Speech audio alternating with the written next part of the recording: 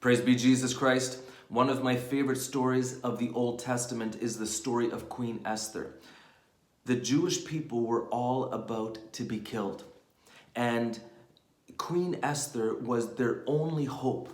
She could appeal to the king, and perhaps the king would prevent the Jewish people from being killed. The only problem is by appealing to the king, she could be put to death herself. And her uncle Mordecai says to her, "Who knows? Maybe you were made queen for such a time as this." And then she decides, she says, "I'm going to do it." And then she says, "And if I die, I die." And I'm just so inspired by her courage and also her resignation. It seems to me in the spiritual life, we have to have a similar attitude. As we celebrate Divine Mercy Sunday today, I just find myself feeling for those who are having trouble accepting the Divine Mercy message because their life is miserable. They're going through tremendous hardships, tremendous heartaches, tremendous trials. Maybe they've experienced tragedy and they have trouble accepting the reality that the Lord is merciful.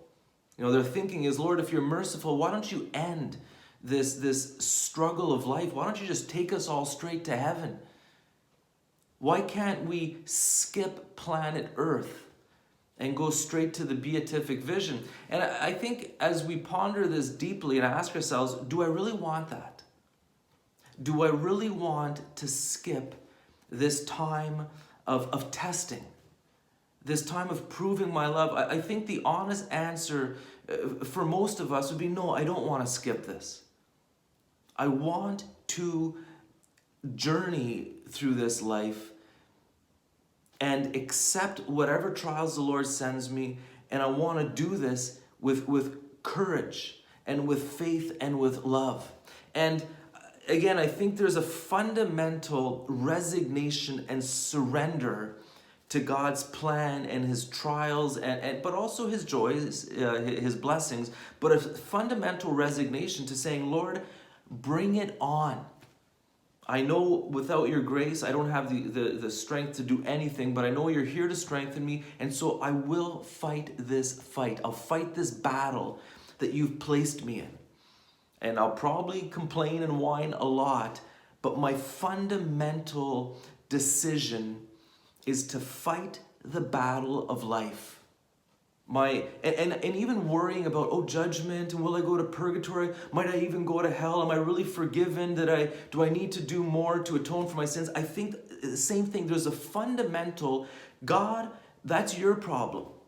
I sincerely, I'm sorry for all my sins. I really do want to be holy. But in terms of being anxious about my judgment for the rest of my life, I don't think I'm supposed to do that. I think there's supposed to be a fundamental, God, I love you. I'm sorry for my sins. I know I'm pathetic, but I trust in the power of your precious blood. I'm not going to live my life worrying about my judgment or about fearing of trials in this life. I'm going to have a faith-filled, loving, bring it on spirituality. I'm going to live. And God, you are my Father. You take care of your children. I trust in you. I surrender to you.